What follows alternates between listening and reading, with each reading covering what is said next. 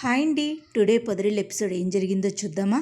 మన మహాలక్ష్మిని ఎలాగైనా సరే చక్రి నుంచి విడగొట్టాలని ఆది అంటాడు. వాడు కావాలనే ఈ డబ్బులన్నీ దొంగిలించేసి వెళ్ళిపోయాడు. ఆది, మైండ్ హోల్డ్ అవర్ టంగ్, అంతేగాని ఎక్కువ మాట్లాడితే ఊరుకోను.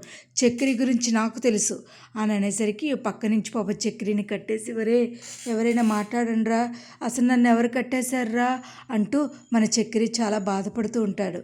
ఈ లోపల వచ్చి వీళ్ళు దొంగలు వచ్చి, ఏంట్రా ఎక్కువ మాట్లాడుతున్నావు, నోరు మూసుకునుండు, అసలు నేనేం చేశానండి, నన్ను కట్టేశారు, అసలు మీరెవరు ఏంటి అని అన్నా కూడా ఎవరు సమాధానం చెప్పరు.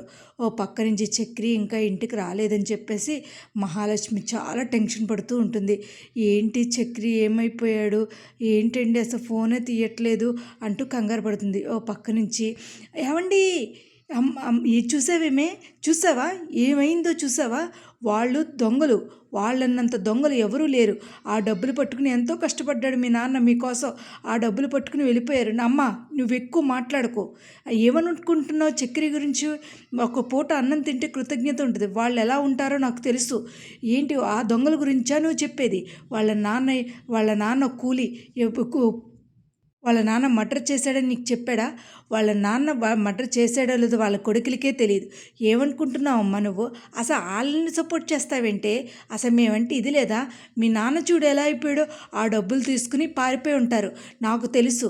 ఆ డబ్బులు తీసుకుని 4 రోజుల తర్వాత పారిపోయి, ఒరే ఆది, వెళ్ళి వాళ్ళ ఇంటి దగ్గర సోదా చేయరా, వాళ్ళు మొత్తం అందరూ ఉడాయిస్తారు అని అనేసరికి, ఆగు ఆది, నేను చేస్తాను ఫోన్ అని చెప్పేసి వెళ్ళి ఫోన్ చేస్తుంది. ఓ పక్క నుంచి మన కేసు ఫోన్ బిజీలో ఉంటాడు. ఆఖరికి చేయగా చూసుకుంటాడు. అదేంటి ఈవిడ ఫోన్ చేసింది అని ఫోన్ చేసి, హలో కేశవ, నేను మహాలక్ష్మిని, చెప్పండి, చక్రి ఏమన్నా వచ్చాడా? అదేంటండి చక్రి ఇక్కడికి రావడం ఏంటి అని అనేసరికి, లేదు, అదే చక్రి వచ్చాడా లేదా అని అనేసరికి, సరే అయితే అని ఫోన్ పెట్టేస్తే ఓ పక్క నుంచి మన చక్రిని ఏదో మాట్లాడుతూ, నేనేం చేశాను రా, నేను ఎవరిని ఏమీ అనలేదురా, ఎవర్రా మీరంతా, చెప్పండి రా, వీడెక్కువ మాట్లాడుతున్నాడు, నోటికి ప్లాస్టర్ వేసి కుమ్మేయండి అని చెప్పేసి కుమ్మేస్తూ వీడియో తీసి ఆ వీడియోని పంపిస్తారు. ఈ లోపల నుంచి మన మహాలక్ష్మి వాళ్ళ అమ్మ నాన్న ఆది ముగ్గురు కూడా, ఏంటి అసలు కిడ్నాప్ జరిగిందా లేదా చెప్పండి, వాళ్ళని వీడియో పంపమని చెప్పాం కదా. అవును నాన్న, పంపాలని చూస్తున్నారు, పంపారో లేదో, పంపుంటారని చెప్పి తీసి చూసేసరికి పంపుతారు. వీళ్ళు కిడ్నాప్ చేయడం, కొట్టండి, కుమ్మండి, ఇన్నేళ్ళు 25 ఏళ్ళు పెంచుకుని నా కూతుర్నే పట్టుకెళ్ళిపోతాడా, వీడు కుమ్మండి, కొట్టండి అని చెప్పేసి కొడుతూ ఉంటారు.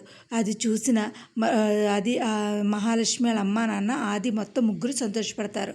నా కూతుర్ని ఎలాగైనా సరే వాడి నుంచి దూరం చెయ్యాలి అంటూ మహాలక్ష్మి వాళ్ళ నాన్న అంటాడు. అది విన్న మహాలక్ష్మి అది వినక వేరే ఇదే అనుకుని వాళ్ళు కంగారు పడతారు. కానీ మహాలక్ష్మి చక్రి ఏమీ ఇంటికి రాలేదంట.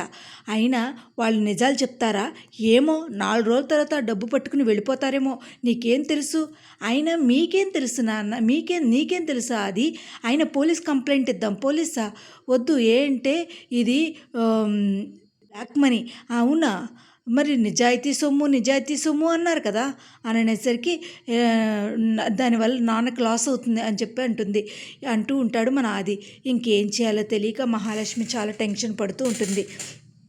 ఓ పక్క నుంచి కేశవకి డబ్బులు ఇచ్చేయాలని చెప్పి మన స్టైలిష్ శైలు, ఎలాగైనా సరే వాళ్ళ ఫ్రెండ్ని తెచ్చావా అంటే తెచ్చానే అంటది.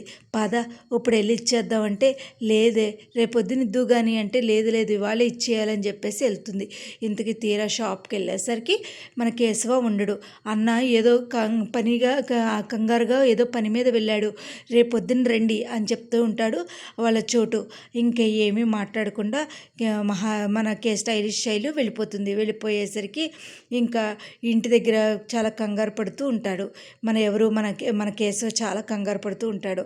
అది చూసిన మన పెద్ది అడుగుతాడు, ఏరా ఏంటి, ఏమైంది అని అంటే, అది కాదన్నా, పక్క నుంచి మన మహాలక్ష్మిని ఎలాగైనా సరే ఏంటి వాళ్ళ కోసమే ఇంకా వాడి కోసమే కంగారు పడుతున్నావు, వాడు ఎప్పుడో నిన్ను ఉడాయించాడే, నువ్వు మాకు డబ్బు పోయినా పర్వాలేదు, నువ్వు ఉన్నావు కదా మాకు అదే చాలు అంటే ఎక్కువ చాలా ఎక్కువ మాట్లాడేసరికి అమ్మ నువ్వు నాకు చెప్పావు కదా వెళ్ళు అంటుంది. ఈ లోపల మన కేశవ చాలా కంగారు పడుతూ ఉంటాడు. వాళ్ళ అన్న వచ్చి అడుగుతాడు, ఏమైందిరా? ఏం లేదన్నా, చక్రి నిన్నటి నుంచి పొద్దు నుంచి కనిపించట్లేదంట, ఫోన్ కూడా కలవట్లేదంట, ఏమైనా బిజీగా ఉన్నాడేమోరా? లేదు నాన్న, అది లేదన్నా, ఇలా జరిగింది. అవునా? ఈ వారం రోజుల్లో వాళ్ళు ఎలాగైనా మహాలక్ష్మిని చక్రిని విడగొట్టాలని చెప్తానన్నాడంట. అవునా? అయితే ఒకసారి నాకు మహాలక్ష్మి ఫోన్ చేసివరా అని చెప్పేసి కేశవ అని అంటే, అమ్మ పెద్దీనమ్మా, పెద్ది ఏంటమ్మా జరిగింది?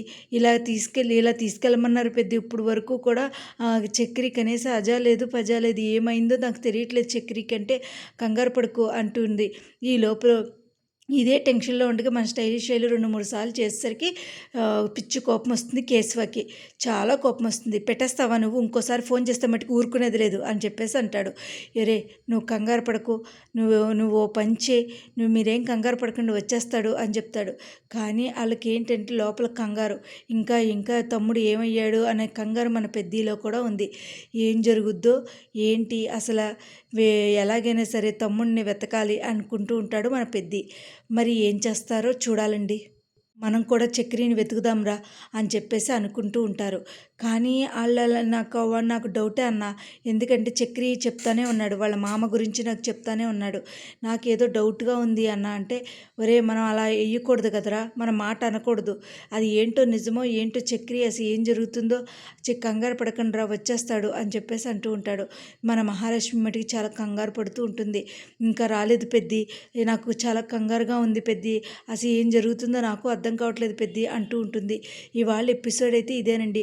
మరి రేపటి ఎపిసోడ్లో ఏం జరుగుద్ది, ఎలాగైనా చక్రిని తీసుకొస్తారా బయటికి అనేది రేపటి ఎపిసోడ్లో చూడాలండి. నా వీడియోస్ కనుక మీకు నచ్చినట్టయితే లైక్ చేసి షేర్ చేసి సబ్స్క్రైబ్ చేయండి. Thank you so much. Thank you.